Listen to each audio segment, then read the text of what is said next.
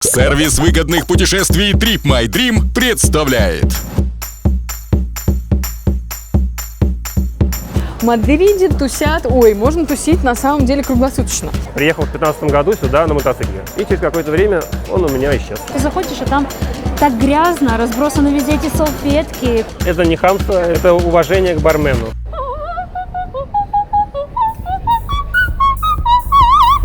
Can you give me 5? Алоха, друзья! С вами бывалый путешественник Андрей, и это выпуск экспатов из Мадрида. Я хочу вам открыть этот город глазами людей, которые переехали сюда и здесь живут. Мы сходим к ним домой, узнаем, где они работают, как развлекаются. Подписываемся на канал и погнали знакомиться с Мадридом!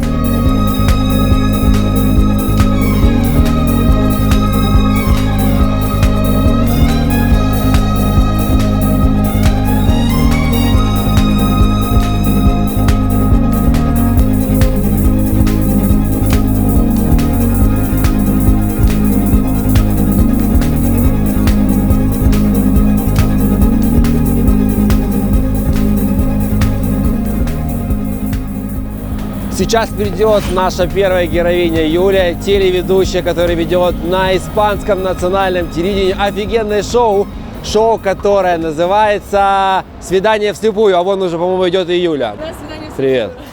Ну да, давай сразу. Приятно. Здрасте. Здрасте. Почему Испания, почему Мадрид? Почему Испания, почему Мадрид? На самом деле очень все получилось так. Я начну, наверное, сначала, почему я сюда решила приехать, потому что, во-первых, я знала испанский язык уже. Откуда? Вот, я переводчик испанского языка. Вот, я его выучила. Я сама из Москвы, из России. Вот, и выучила испанский язык в университете. Поэтому, помимо основной специальности, на которой я обучалась, там, пиар-связи с общественностью, да, у нас второй был диплом, это диплом переводчика, в данном случае испанский язык. Вот, а на самом деле собиралась учить итальянский язык. Я обожала Эрос Рамазотти. Пришла в группу записаться на итальянский язык, мне говорят: Юля, в общем, мест нет, поэтому я говорю: как так? Выбирай арабский, китайский, я не знаю, какой-либо другой. Я говорю: мне вообще не нравится. Говорит: смотри, вот испанский есть, он похож более-менее, поэтому почему бы тебе не попробовать? И, в общем, с того момента поменялась моя жизнь. В общем, после того, как я пожила, поучилась, поработала в Москве, я поняла, что мне на тот момент захотелось немножко поменять, я не знаю, поменять что-то в жизни. Вот. И на самом деле я собиралась поехать в Америку, потому что я поняла, что у нас английский язык – это кровь из носа, и это просто приоритет вообще везде. Вот. И на тот момент, 10 лет назад, было очень сложно. 9 лет назад? 10, уже 10 практически. 9-10 лет назад, да. Было практически сложно. Молодая, незамужняя. Уехать в Америку сейчас практически замужем? невозможно. Нет. Ну, все же молодая. Нет. Уже не такая молодая, как лет 10 назад. Так что и с Америкой было сложно, поэтому вторая у меня была козырная карта – это испанский язык. Соответственно, это была Латинская Америка или Испания. В Испании у меня уже были какие-то друзья, вот, потому что пока я училась в университете, я подрабатывала переводчицей, то есть я помогала детям-сиротам то есть отдыхать летом в Испании. То есть я их загружала, грубо говоря, в самолет, сопровождала их. Потом в течение всего лета была здесь, в Валенсии, в разных городах Испании. Это еще студентка? Это еще студентка, Это классные эмоции? Эмоции очень классные. Первая вообще страна, когда я выехала из Союза нашего, это была Испания, за границей. Поэтому, когда я первый раз сюда приехала, это было что-то... Вау, нереально, солнце, мальчики какие красивые. Да? Когда я вернулась домой, я закончила университет, и, как я еще раз повторюсь, с Америкой было очень сложно. В общем, я приняла решение поехать... И это был сразу Мадрид? Я была между Барселоной и Мадридом. Барселона, то есть я не одна такая была, у меня были мои лучшие подружки, которые тоже хотели поехать за границу, поучиться. Вот, и мы остановились на двух городах, это Барселона, Мадрид. Барселона, я очень люблю Барселону, то есть, естественно, пляж, но было два момента, которые меня как бы отталкивали. Это каталанский язык или каталонский язык, который я не хотела учить совершенно. Второе, то, что в Барселоне у меня, в принципе, не было знакомых, в Мадриде были. Я приехала сюда с идеей того, что я закончу свой мастер. Я училась на рекламе, но параллельно обучалась на курсах актерского мастерства. То есть изначально у меня была такая идея, когда я была в Москве, думаю, как бы это действительно то, что мне нравится. Я с детства занималась всяким творчеством, я пела в группе, участвовала в различных, я не знаю, конкурсах, как вокальных, инструментальных, пела на свадьбах. Вот. И в Испании хотела продлить, да, то есть продолжить свое увлечение. Но на тот момент мне сказали, что, Юля, если ты запросишь визу по актерскому мастерству, тебе просто в ней откажут. Поэтому продолжай по специальности. Ну и так и получилось, что я запросила визу по своей специальности, да, то есть это курсы по рекламе.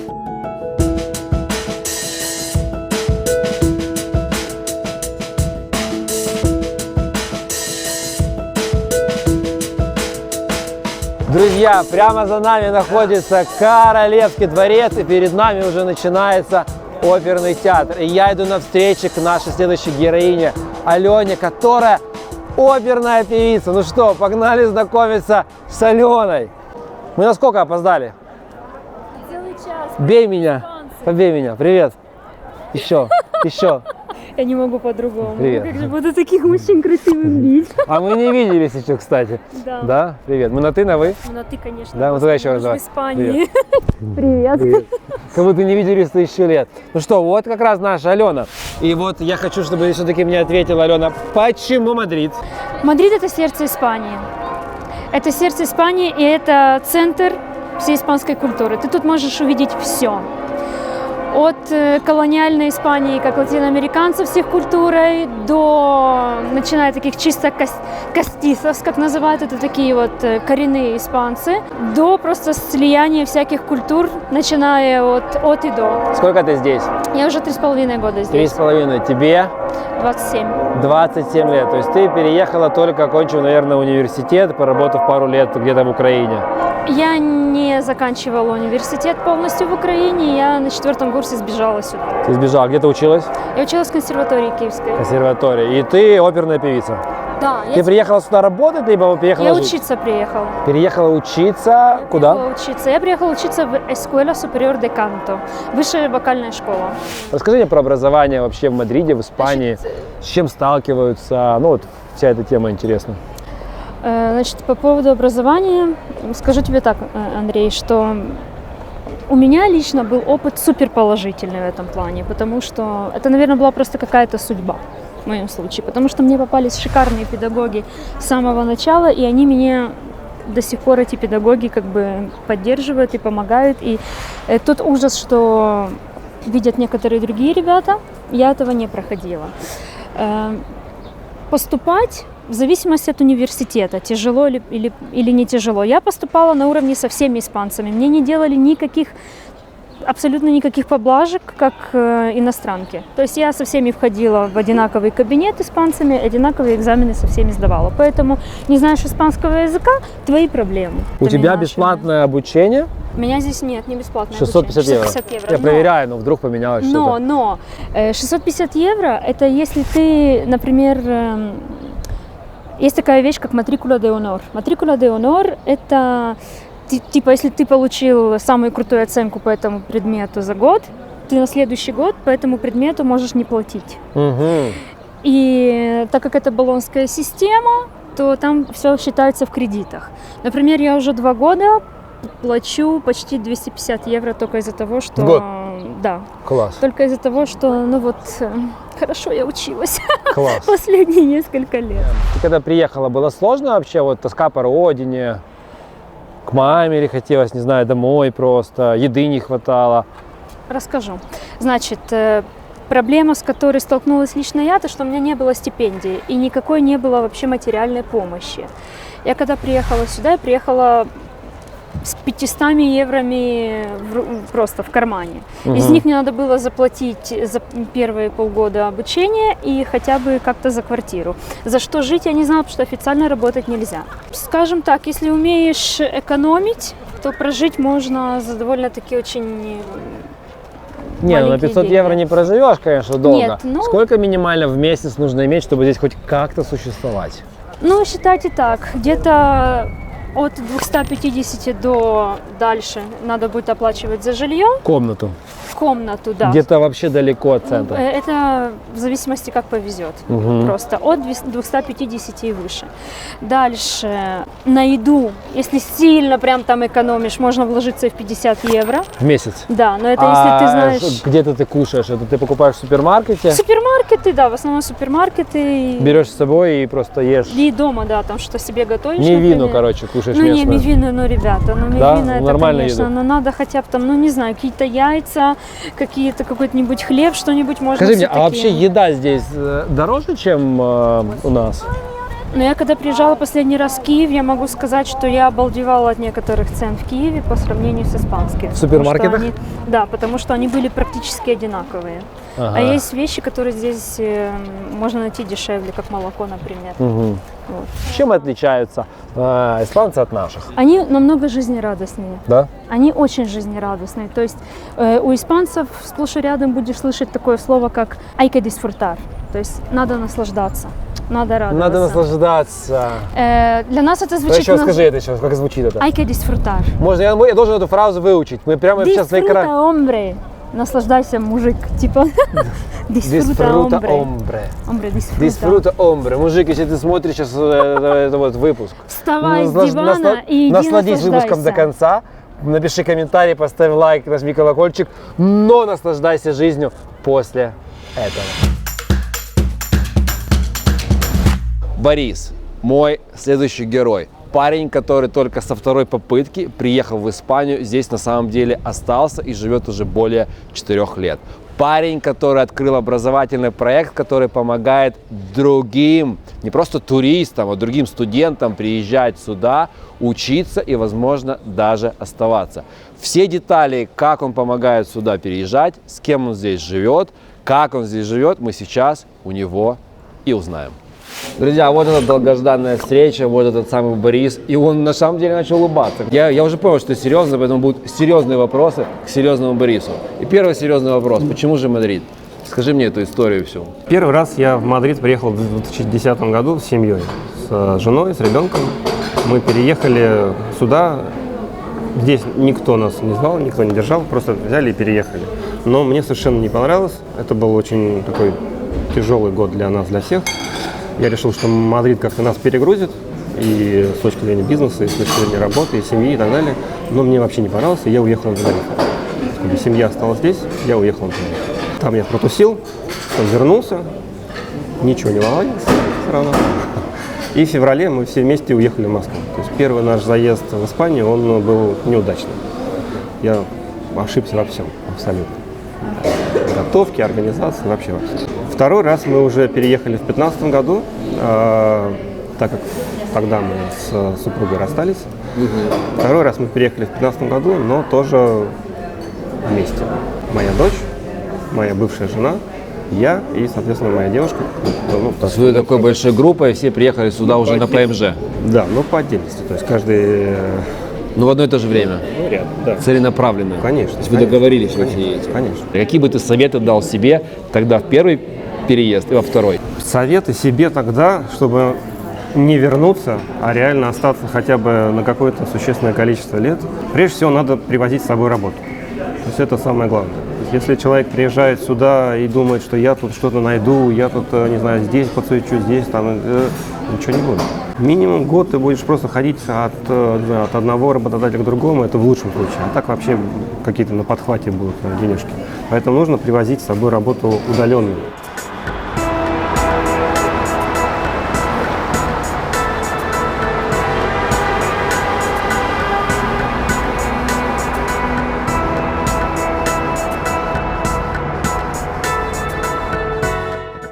Как только я начала учиться, то есть первое, что тебе предлагают в университете, это, ну и то есть я сама хотела это устроиться на практику.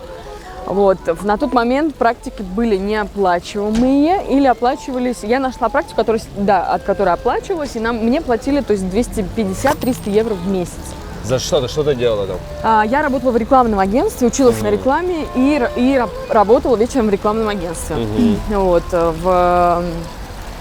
300 евро, конечно, что это? Это ничего. Это аренда комнаты. Комната стоила 300 евро.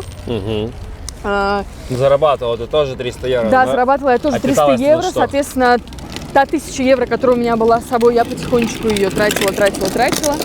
Вот, ну, а в течение последующего времени, ну, пришлось подрабатывать. Да, пришлось подрабатывать официанткой. Пятница-суббота у меня были. Пятница-суббота. Пятница-суббота, Сколько да. тебе То есть платили? мне платили 50 евро за ночь. 50 евро за 50 ночь, евро а за чаевые?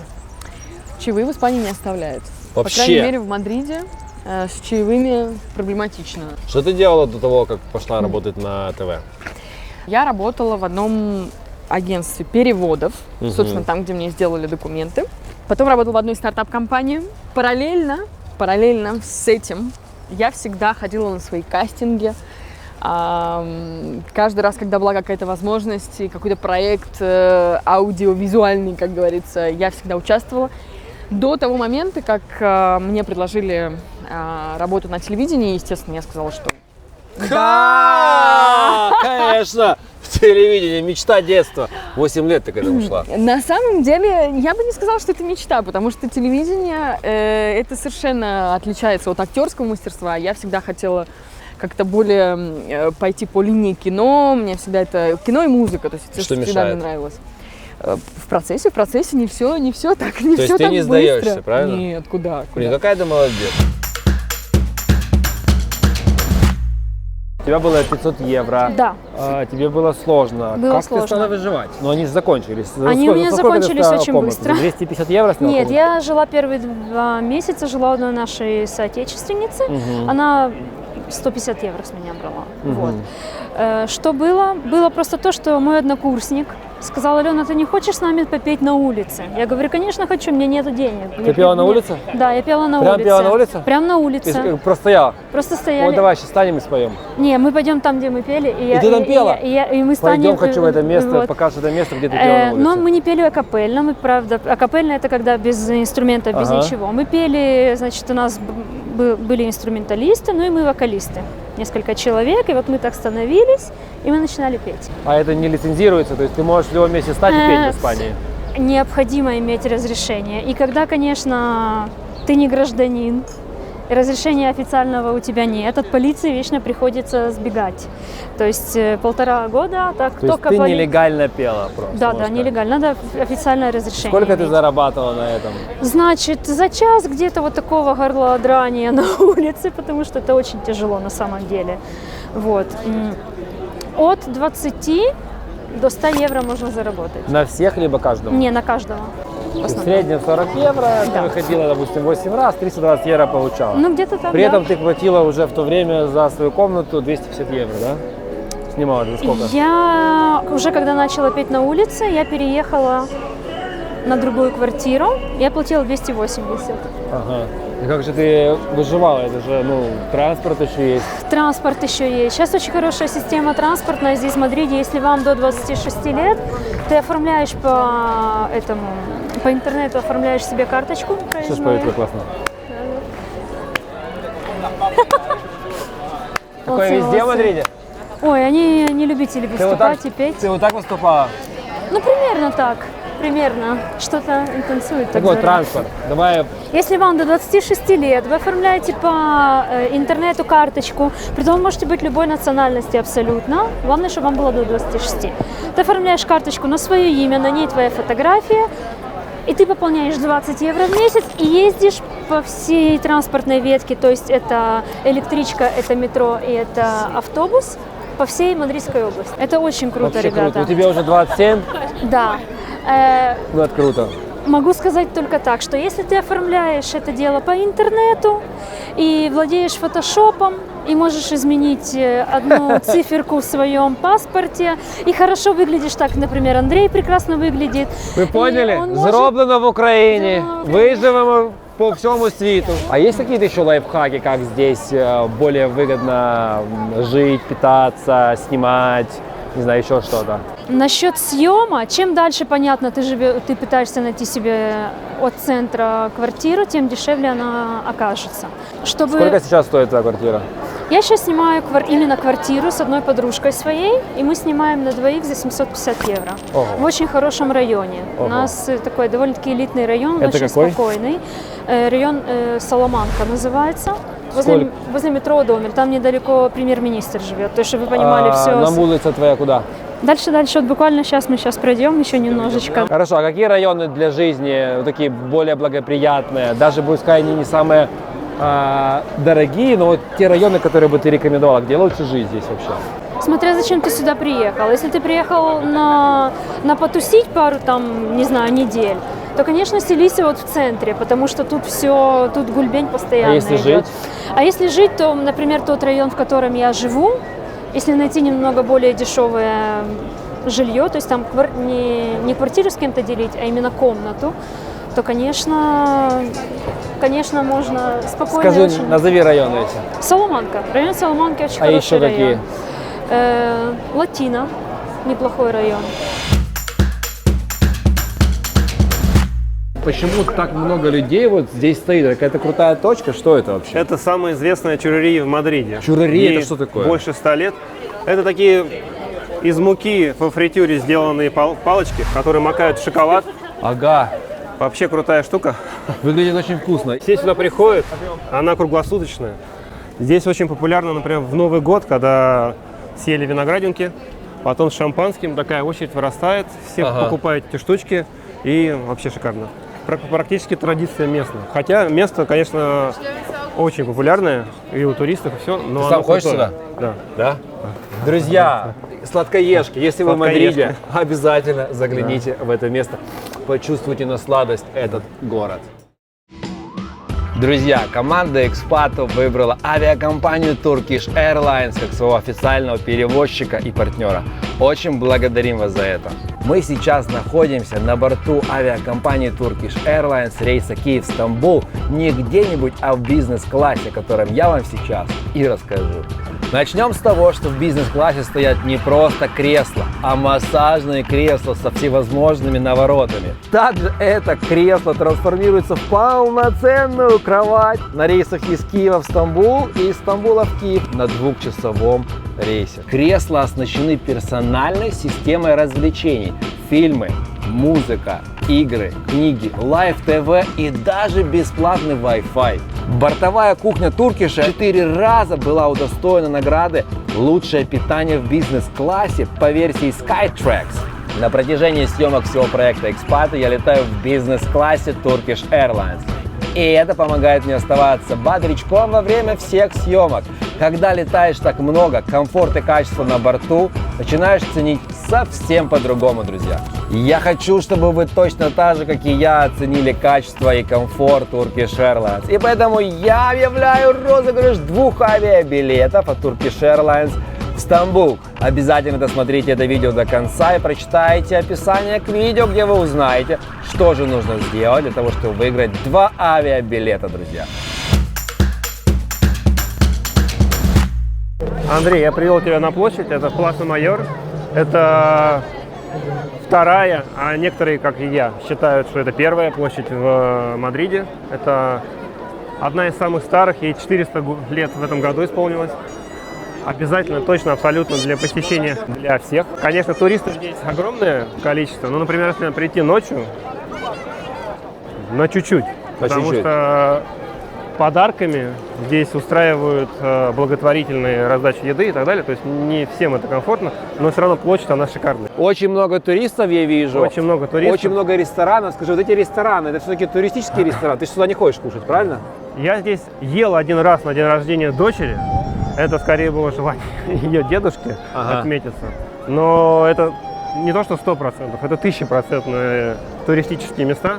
Здесь не то, что... Тут вообще нечем порадовать свой желудок. Но есть одно место, которое очень популярно у местных, то есть реально у местных. Туристы, конечно, знают, потому что тайм-аут продвигает хорошо. Что за место? Это вот нам подарочку зайти. Там делают известные мадридские бутерброды с кольцами из кальмаров и пататас бравос. Пататас бравос — это такие нарезанные картошечки в остром соусе. Скажи мне, чем отличаются мадридцы от наших в менталитете? Что для тебя было удивлением? Ну, что-то вот такое интересно. Да, когда я приехал, конечно, самый большой шок, ну, в хорошем смысле этого слова для меня, все очень добродушные, все улыбаются, все с тобой общаются, все такое, казалось бы, для вот приезжих понебратство, но на самом деле это принято. Здесь принято тыкать всем, абсолютно всем. Примерно где-то часов с 2, причем даже в рабочее время, считается нормальным выйти, выпить по бокальчику сидра или пива. Тоже, кстати, такой момент, когда переезжал, думал, что все пьют вино. Как же, Испания, вино, дешевое, хорошее, вкусное, риоха. Нет, пиво. Пиво? Пиво. Ну, нет, есть, безусловно, и отрицательные черты, которые тоже меня удивляют. Например, я приехал в 2015 году сюда на мотоцикле. Так. То есть я сел на свой спортбайк в Москве и выгрузился в Мадриде. Поставил его, включил сигнализацию, и через какое-то время он у меня исчез. Его украли, я пришел в полицию, подал заявление. Мне сказали, ну, чувак, это же Испания, здесь это нереально. И он уже где-нибудь в Марокко, либо еще где-нибудь на запчасти. Месяц я ходил, просто горючие слезы лил, что делать, а потом стал ходить по улицам, накручивал километры каждый день, искал. На форумах сидел, куча объявлений, искал запчасти. Через 4 месяца я его нашел. Как ты? Просто шел на улицу, он стоял, что ли? Я шел, чуть-чуть выпил на день рождения своей дочери ночью.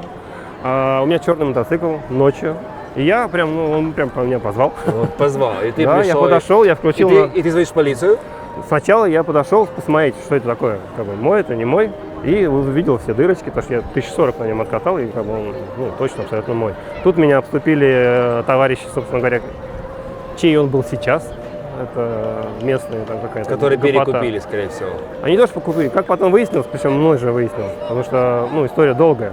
Я его нашел, приехал, ну, конечно, вызвали полицию. Полиция сказала, он теперь не твой, потому что они успели поменять раму, они поставили испанские номера, он теперь по закону не мой.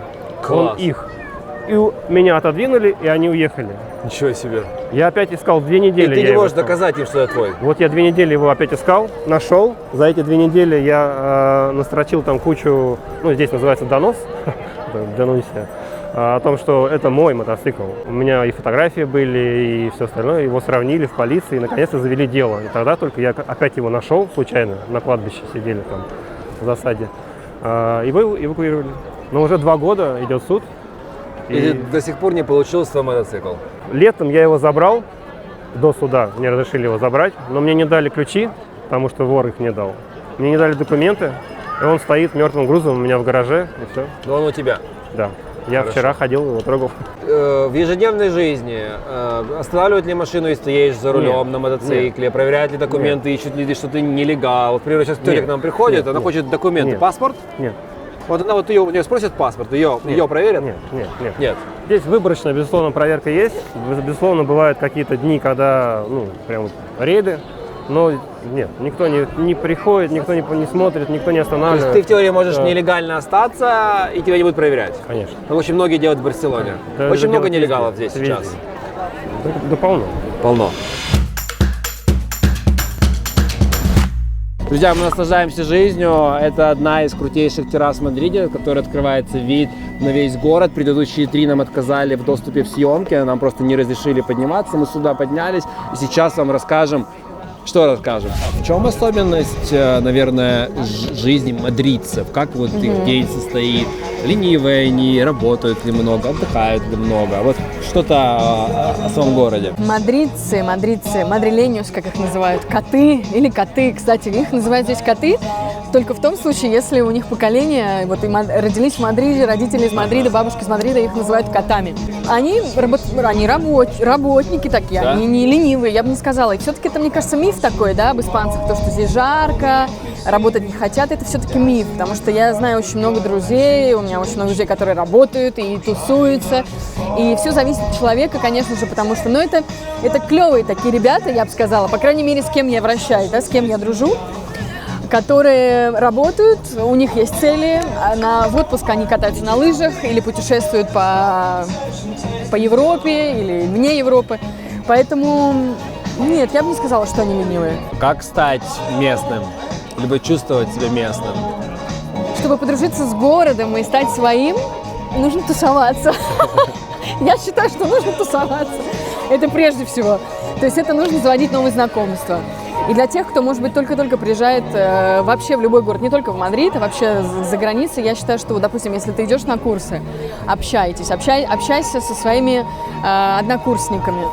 Они очень легко принимают тебя в компанию, приглашают тебя пойти на бокал вина, кофе. Вот, поэтому я считаю, что если у тебя есть желание, ты очень спокойно вольешься в этот город, в эту тусовку, можно так сказать, и познакомишься с людьми. Скажи мне вообще, где лучше жить в Мадриде, если ты переезжаешь сюда жить? Все настолько индивидуально. Я жила за эти 10 лет, прожила в различных районах, то есть не в центре, более в спокойных районах или более в тусовочных районах. Я, например, себя чувствую комфортно в центре, только в центре. Я очень эмоциональный человек, и поэтому очень часто, и тем более я здесь в Испании одна, очень скучаю по родине, по родным, по друзьям. И иногда в эти моменты, как говорится, грусти, я очень люблю пойти погулять. Вот, и я выхожу, это куча народу, не знаю, этот шум, эта музыка, может быть, эти магазины. Мне, например, очень нравится. Я себя ощущаю как бы в компании, и мне становится сразу легче. Ты растворяешься. И я растворяюсь, да, наполняюсь этой энергией, и потом чувствую себя окей.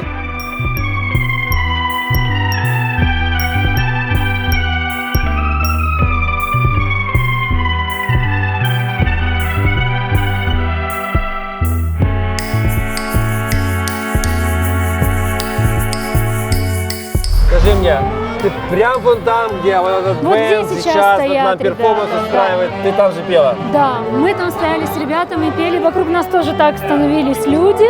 А сейчас ты же где-то поешь, правильно? Да, сейчас я на концертах разных пою, уже появляются контракты уже такие рабочие, именно постановочные, оперные, в оперных Ты себя постановках. комфортнее чувствуешь после 3,5 лет? Конечно. Слава богу, всегда шло все к повышению. Сколько твой доход в месяц составляет? Мой доход в месяц сейчас составляет, около 1000 евро, наверное, составляет. Я хочу, чтобы ты дала какие-то советы путешественникам, которые переезжают сюда. Но советы не такие, знаешь, как вот туристические советы, а больше советы, как почувствовать себя местным в этом городе, где пойти поесть, что поесть, по каким улочкам погулять, районы посетить, вот, и чтобы это было, может быть, не особо дорого. Значит, смотрите, ребята, если вы приезжаете на пару дней и хотите столкнуться более-менее с Испанией не туристической, как, например, мы сейчас идем вот по одной из самых туристических улиц, есть такие кафешки, которые для наших людей немножко покажутся сначала странными, потому что ты заходишь, и там так грязно, разбросаны везде эти салфетки, куриные там эти кости на полу. И для наших людей типа, о боже, какой ужас, выйду-ка я отсюда. Нет, не выходите оттуда. Подходите к барной стойке и попросите пива, и вам принесут такой келих пива, и к нему закуски, бесплатные закуски принесут, потому что это одно из таких особенностей. Ты берешь пиво, а тебе приносят Да. много бесплатных закусок. Да.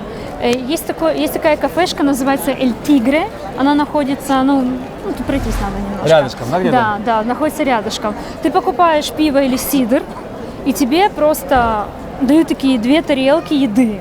За нее ты не платишь, потому И что... сколько стоит это пиво, сидр? Ну, если ты берешь таких 2 больших келиха, то где-то в 6 с чем-то евро ты вложишься, но и ты поешь.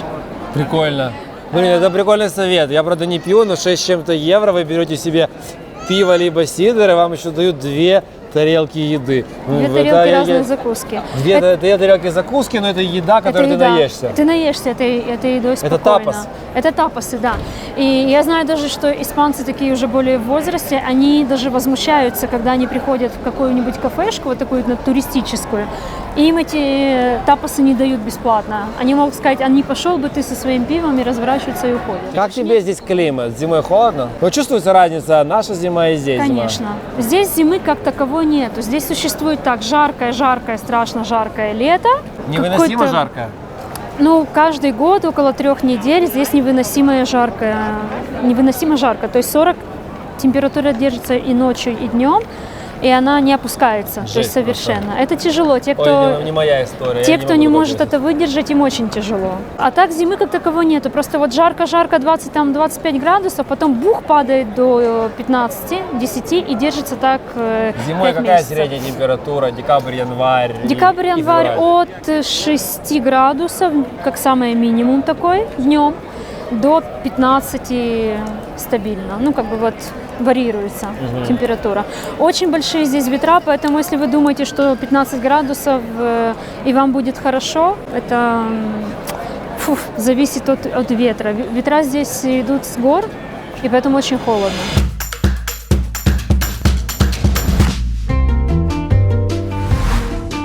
Друзья, если вы в Мадриде и хотите почувствовать себя мадридцами, поесть как местные, приходите в ресторан Ла Кампана, который находится прямо в проулке Пласа де Майор. Приходите сюда, попробуйте обязательно кальмары жареные и картошечку. Я веган, поем картошку, а команда сейчас отведает кальмаров. Погнали кушать! Я благодарен тебе за это место и весь интернет. Ты открыл офигеннейшую точку, всего лишь 3 евро. Грязнейший пол, огромнейшая очередь, вкуснейшая атмосфера. Почему так грязно и что это вообще? Это тоже какое-то Это испанская фишка. Какая? Вытер руки, бросил на пол. Это не хамство, это не срач какой-то. Это уважение к бармену. Бармен смотрит, много салфеток, значит, его все любят, к нему приходят. У соседа салфеток мало, к нему не любят, не приходят. Это во всех ресторанах такое?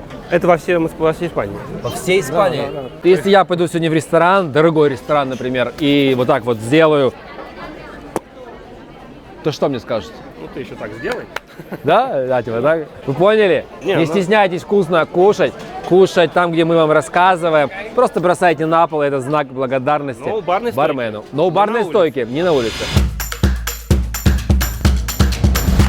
Мы сейчас находимся в таком хипстерском альтернативном районе Мадрида, да, где очень много ресторанов, всяких различных вегетарианских, театр. Мне чем-то напоминает немножко Сохо и частично Монмартр в Париже. Давай прогуляемся. Тут театр какой-то. Пойдем, покажу тебе интересное местечко. Он, естественно, поспокойнее, да, днем. Но что происходит ночью? Здесь немножко выше по этой улице, клуб на клубе, вот, бар на баре, поэтому... Тусят все время. А до скольки Туса. тусят в Мадриде? В Мадриде тусят, можно тусить на самом деле круглосуточно. На самом деле все бары работают до 3 часов утра, потом after. Идут в клубы, то есть это большие клубы, которые открыты до 6 утра. Вот, а те, кто хочет продолжить вечеринку, есть различные авторы, да. Кафешка моя самая любимая здесь, в районе Маласанья, называется велосипед по-русски. А по-испански «la bicicleta». Где кушают мадридцы? Они кушают дома, либо все-таки в ресторанах? Ходят в основном в ресторане, потому что мы не забываем, да, что испанцы, они не любят обедать, ужинать в одиночестве, даже завтракать. Вот, например, по воскресеньям я очень часто люблю встречаться с подругами на бранч. Вот, Ты кстати, где в этом райончике очень много. Вот, кстати, «la bicicleta», велосипед, да, в моем тоже очень часто устраивает бранч, поэтому мой любимый вегетарианский ресторан «Вега», называется «Вега». Вега. Да, 4 буквы «Вега». И какой-нибудь теперь я хочу третий. тебя украсть на рынок, Да. купить продуктов и все-таки приготовить что-то вместе дома. Юху! Поехали!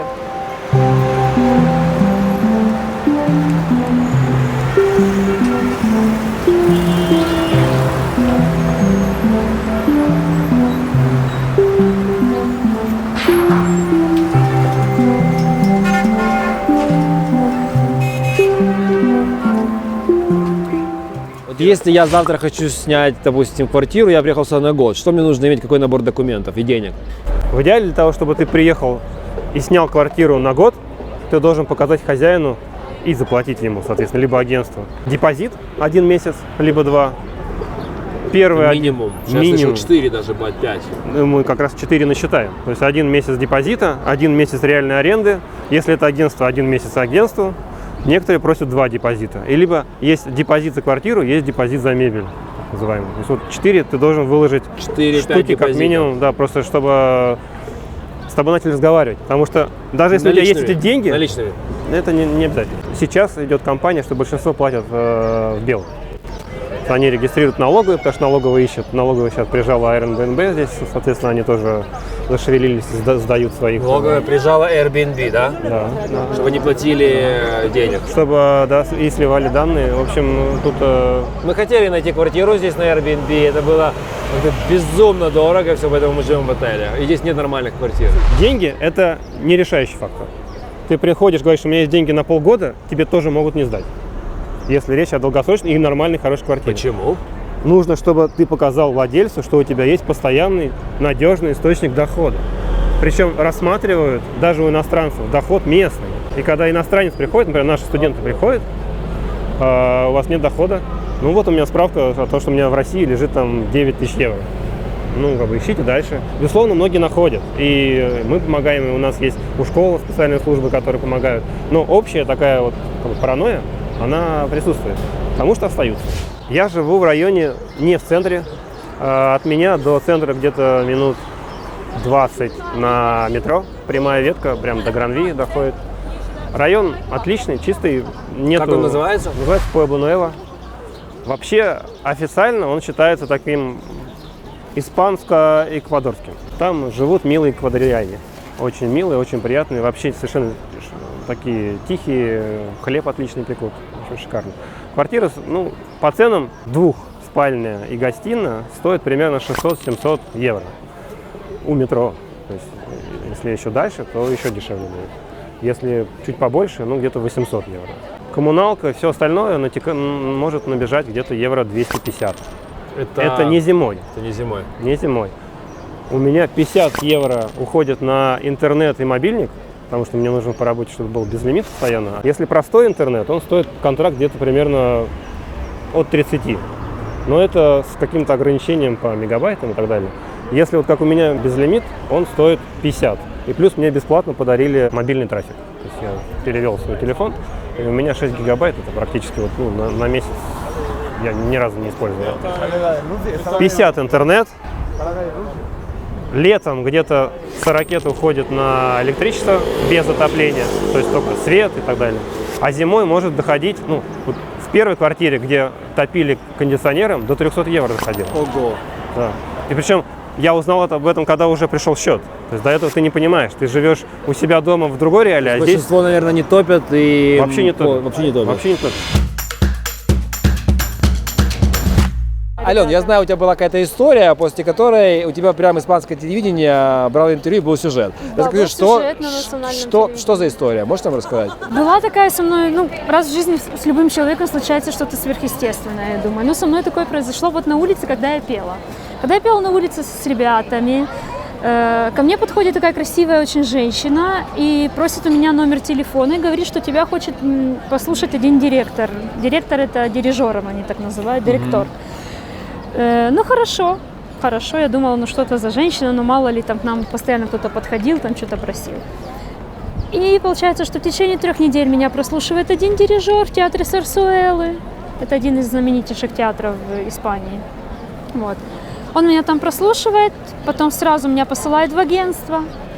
И оттуда с агентства меня посылают уже на прослушивание в театр Сарсуэлы. И меня ставят на первый состав в одной испанской опере. Чтобы вы понимали, иностранцу попасть петь в театр Сарсуэлы очень тяжело, потому что там исполняют в основном испанскую музыку, испанскую оперетту. Все на испанском языке. И тут попадаю я из Украины. И ты пела просто на улице? А я пела, то есть они меня просто взяли с улицы. Сейчас будет оно. Мы этого долго ждали. Я постараюсь, Давай, давай. А я соберу денег. Поем, ребята, Давай. поем. Погнали! А ты реагируй. Ого!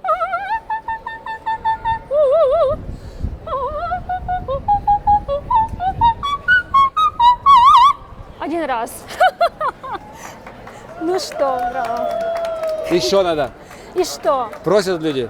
Ой, давайте я вам из украинской оперы Давай, спою. давай, Что же правильно. это такое?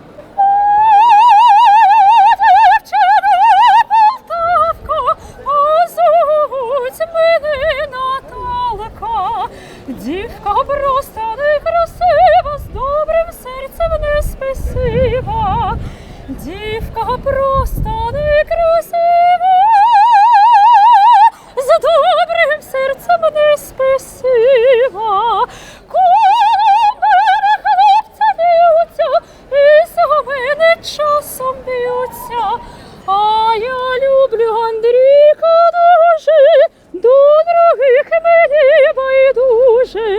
А я люблю Андрейка дуже,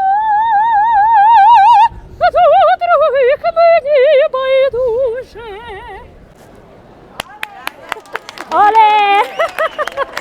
Gracias, gracias. Давай еще. Gracias. Gracias.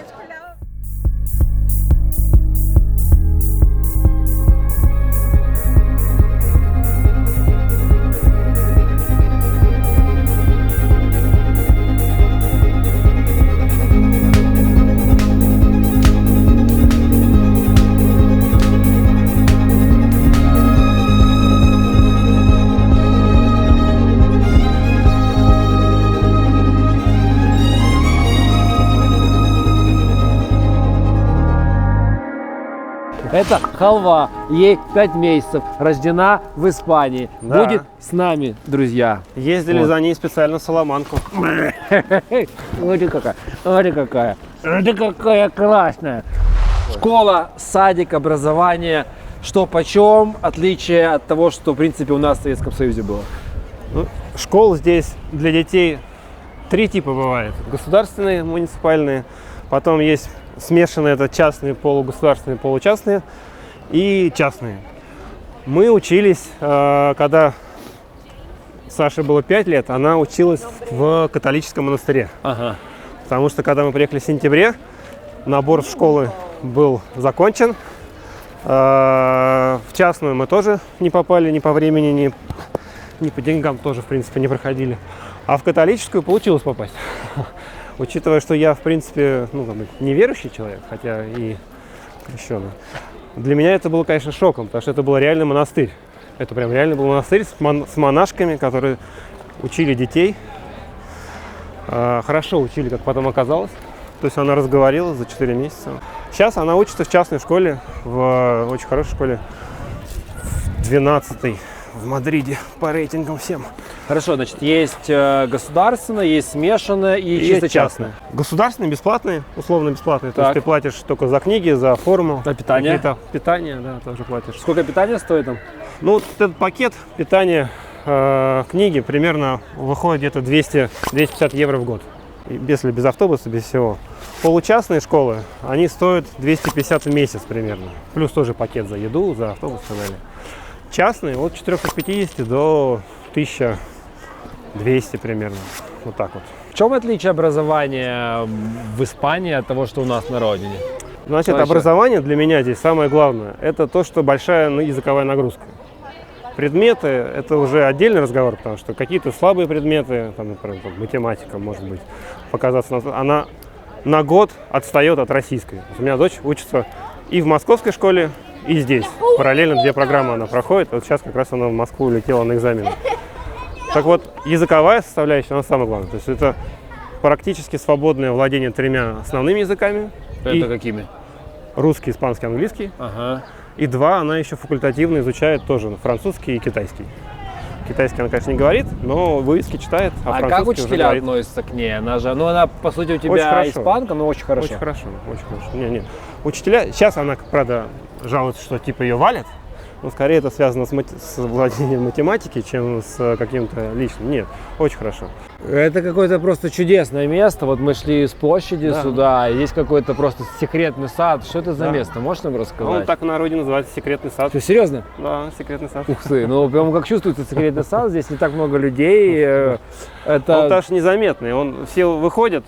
О, какая красивая площадь. Мы там оттуда шли. Друзья, значит, есть площадь Сены в Мадриде, называется Пласа де Паха. Паха, да. Вот прямо от нее сюда есть такой секретный вход, попадаете в этот просто чудеснейший Secret Garden, который на самом деле так и называется. Secret Garden, можете погулять и ощутить вот эту всю невероятную атмосферу, где мы сейчас с Борисом и находимся. Кстати, в Мадриде, это тоже к вещам, которые удивляют приезжих, типа меня, когда ты приезжаешь первый раз в Мадрид и начинаешь там жить, вода из-под крана, она питьевая. Да, я тоже пью. Я себе бутылку Вообще. набираю, с собой беру. У меня стоит чайник, которому уже 3 года, ну, может быть, это не надо гордиться, нет накипи, Вообще. вообще нет. Простой китайский чайник. Ну, я Ты с детства пил Нет. воду, но здесь в Мадриде я даже бутылочку в собой пластиковую наливаю воду, потому что Вот. вода стоит на улице 2-3 Да, евро. Да. А вот эти вот фонтанчики, которые стоят, ну не вот эти, а вот которые с нажимом, они тоже питьевые все. И дети, и взрослые, все пьют. Вообще шикарная, причем шикарная вода. Она не пахнет, она без хлора. Реально она вкусная. Скажи-ка мне, Джулия, где ты покупаешь продукты, сколько ты в неделю тратишь на продукты и где покупают продукты мадридцы? Я покупаю продукты в супермаркете и на различных таких рыночках маленьких. Вот, приблизительно трачу за один поход в супермаркет 30 евро. Ну, то есть, грубо говоря... На неделю?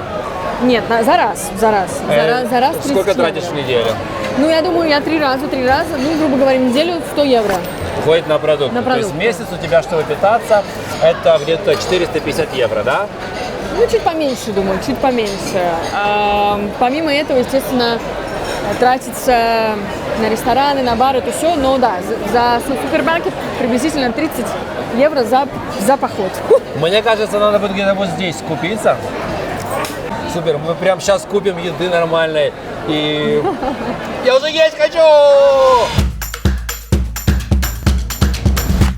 Борь, покажи мне эту волшебную карту, по которой можно за 20 евро ездить вообще на велосипеде по всему Мадриду. Не просто ездить, еще с моторчиком ездить. Что, серьезно? Да.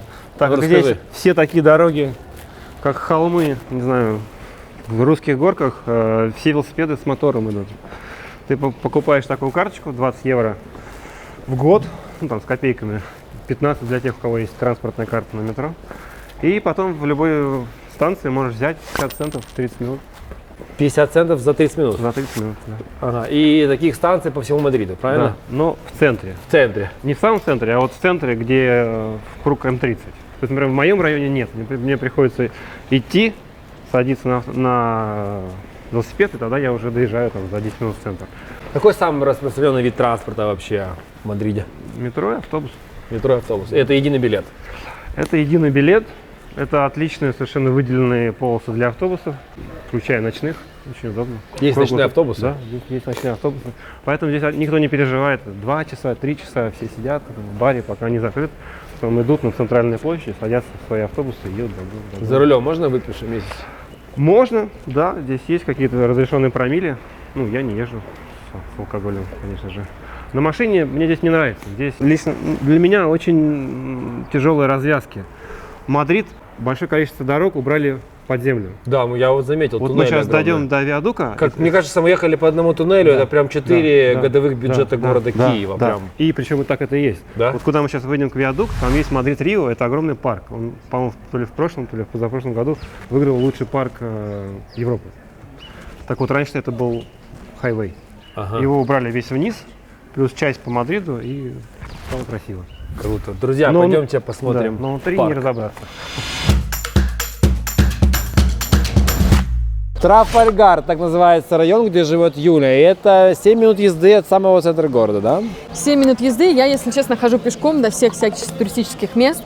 Это один из самых моих любимых районов. Он спокойный, он находится недалеко от всяких туристических мест.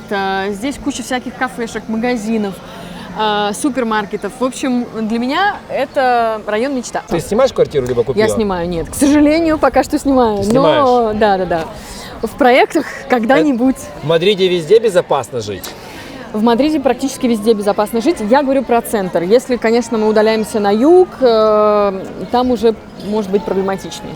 А цена Я сильно стремлюсь- отличается, да. вот центр и дальше? Насколько вот в процентном соотношении? Цена отличается очень сильно. То есть сейчас мы находимся в центральном районе, где аренда квартиры однокомнатной приблизительно может стоить от 800 евро. Вот, если мы Сколько метров? 30-50 метров. вот так. 30-50 метров. Да, 800 евро. Да, 800 евро. Студии, как правило, вот такая ценовая категория. Если мы удаляемся от центра, ну, может, за 400 можно что-либо найти, да. 400 евро, вот так. А комнату снять? Комната в пределах. Дело в том, что с прошлого года цены повысились в 2 раза. Сейчас очередной бум начинается, который говорят тоже... Экономический бум. Экономический бум, да, который приведет к какой-то трагической ситуации, все об этом говорят. Цены повысились просто в 2 раза, это какой-то кошмар. Вот, ну, комната здесь, в этом районе, около 500 евро. А я хочу тебя спросить о бизнесе. И не просто о твоем бизнесе, а в целом о том, как трудоустроиться здесь, какие здесь налоги. Если говорить о бизнесе, я, прежде чем приехал, сделал, соответственно, себе удаленный проект, который нас всех кормит уже, соответственно, с 2010 года. И это, можно сказать, лучшее, что я сделал за последние годы, потому что здесь, конечно, мы потом можем поговорить, трудоустроиться иностранцу достаточно тяжело. Тем более первые годы очень тяжело. А трудоустроиться легально, с получением всех документов, чтобы еще за тебя впряглись и сделали тебе разрешение на труда, это вообще практически нереально. Только если ты высококвалифицированный какой-то профессионал. Так вот, я сделал себе в 2010 году свой собственный проект. Мы отправляем студентов, работников, кого угодно по всему миру учиться языкам.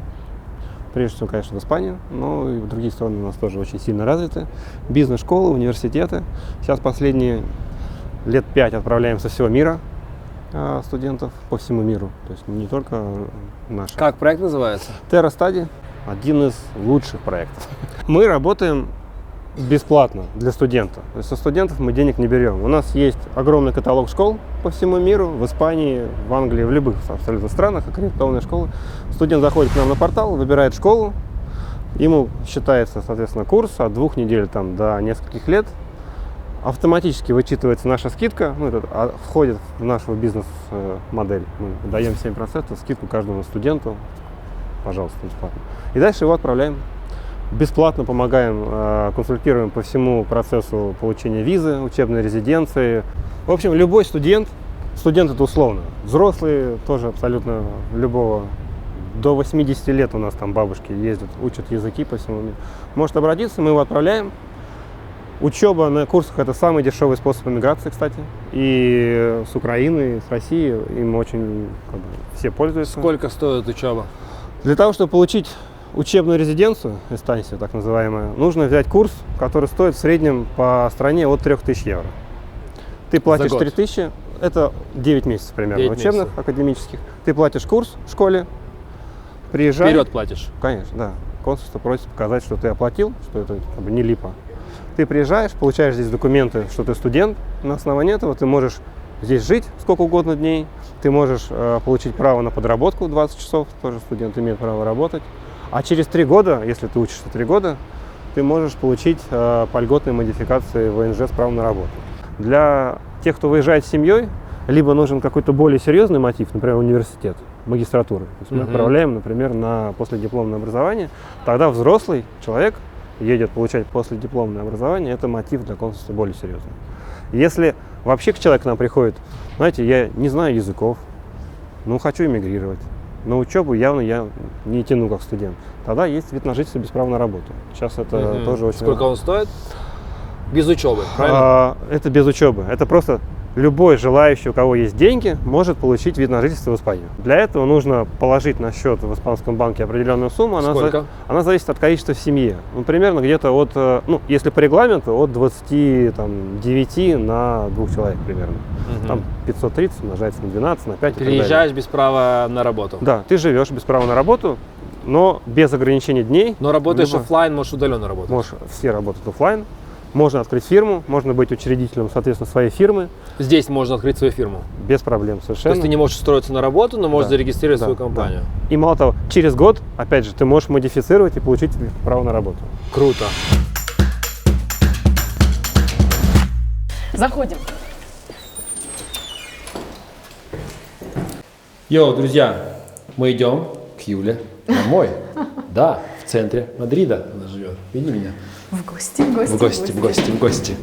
Так, скажи мне, если бы ты хотела купить эту квартиру, сколько бы тебе это стоило?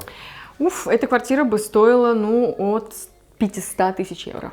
С этой квартирой мне очень повезло, на самом деле, очень повезло. Это квартира моих друзей, которые уехали в другую страну жить, и так как, собственно, она уже была с мебелью, они мне очень доверяли, поэтому, от 1000 я плачу. От 1000. От 1000. Понятно. А сколько бы Плюс она стоила еще- на самом деле, а вот если Ну, бы у нас, я ее хотел арендовать? Ну да, это где-то вот 1,5, может быть, до 1500 до евро за 2. квартиру. Сколько 65 метров у тебя обходится коммуналка? Вода, электричество и зимой отопление. И есть ли центральное отопление Да. зимой? Ну, центральное отопление есть в этой квартире, не во всех квартирах это есть, это считается как плюс. Роскошь. Роскошь, да. Вот, коммунальные услуги 200 евро. 200 евро это всё 200 вместе. евро, да. Теперь скажи мне, какие в Испании налоги, если ты здесь частный предприниматель, либо открываешь свою фирму? Сравнивая налог, единый налог на предпринимательскую деятельность, дома в России я плачу 6%, в который входят социальные выплаты. Здесь идет прогрессированная ставка от 19 до 40, по-моему, 7%. Это на зарплату? Это на доход. На да, доход. на твой доход. Плюс соцстрах. А соцстрах, например, у частного предпринимателя как минимум первый год идет льготный. 50 евро ты просто платишь. Это немного. Это даже вот, поэтому всем рекомендуется бизнес начинать все-таки с предпринимательства. Но потом вырастает до 300 в месяц. Независимо, работаешь ты, не работаешь. Можно, конечно, как бы аннулироваться и заморозиться можно. Но есть доход, нет дохода, никого не могут. 300 евро ты должен положить. А местные предприниматели, стартаперы, которые делают свои стартапы, именно такие миллионные какие-то истории, конечно, стараются регистрироваться не в Испании и не в Мадриде. Берутся какие-то офшоры, ну, общепринятые. Там, где более эффективно. Да, где более, Мальта, Кипр и так далее. Здесь нет, из-за именно налогов. Какие документы нужны, чтобы устроиться на работу? Ну смотри, ты иностранец, ты хочешь жить и работать в Испании, тебе нужно разрешение на работу. Тебе его под официанта, под руководителя собственного бизнеса, под, не знаю, белый воротничок не дадут. Здесь, учитывая, что где-то больше 40% молодежи безработная. Ничего себе, 40% Да, молодежи, да, а вообще да, безработица средняя сколько? Средняя, по-моему, что-то около 20 или с чем-то. А почему не 40%? Им что, заняться нечем? Менталитет испанской молодежи такой. Я живу с родителями до 30 лет, это совершенно нормально. Я хожу в институт, в магистратуру, в последипломные какие-то программы до 30, 35, 37 лет и не работаю, это тоже нормально. Безусловно, есть очень крутые люди, которые там делают свои проекты, и они взлетают. Там, ну, то есть прям реально есть очень хорошие, которыми я тоже слежу. Но общая масса, она такая, вот, начинает шевелиться где-то уже после 30 с чем-то лет. Представь, что у меня есть разрешение на работу, как мне устроиться, насколько сложно и сколько я бы зарабатывал чистыми. Если есть разрешение на работу, объявлений по всему городу полно. Те, кто говорит, что нет работы, ну это ерунда. Слушайте, 40% не работают молодых. Менталитет, им не нужно. Понятно. Здесь есть такое понятие ПАРО, это биржа труда. Ты какое-то время отработал, Пособие. потом тебе пособие. Сколько? Да. Сколько не знаю, но она, потому что она зависит от твоих предыдущих зарплат. Тебе бы Там. платили? Мне нет, я же здесь не зарегистрирован. Я есть чувствую ты- разницу между 6% в России и 45% Понятно, здесь. хорошо. Так вот, у меня есть разрешение на работу. Как сложно устроиться? Сколько я бы зарабатывал? Значит, все, у кого есть разрешение на работу, они устраиваются. Реально. И у меня студенты, которые модифицировались, они все работают. Все, кто хочет, все на работу находят. Официанты в среднем, ну, опять же, по слухам, потому что я как бы не сталкиваюсь с этим, где-то от 1000 примерно. Чистыми. Это, не знаю, не буду врать. Хорошо. Не буду врать. Средняя. Я могу сказать, вот, Менеджер среднего звена. вот IT, который более-менее я отслеживаю, потому что мне интересны и профессионалы разные, где-то от 3 хорошие программисты получают. Как Испанская вообще маньяна. бюрократия здесь присутствует в документах, во всем? Ну вот, возвращаясь к моему мотоциклу, который украли, суд идет, еще даже не начался, 2 года прошло. На днях сказали, что отдают наконец-то в уголовный суд на прошлой неделе. Сейчас Пасха, неделя, мне опять никакого давления Коррупция не есть? пришло. Работает эта Нет, штука? коррупции нет. Вообще нет коррупции? Нет. На низком уровне ее нет? Ну, среднем? мы его не видим.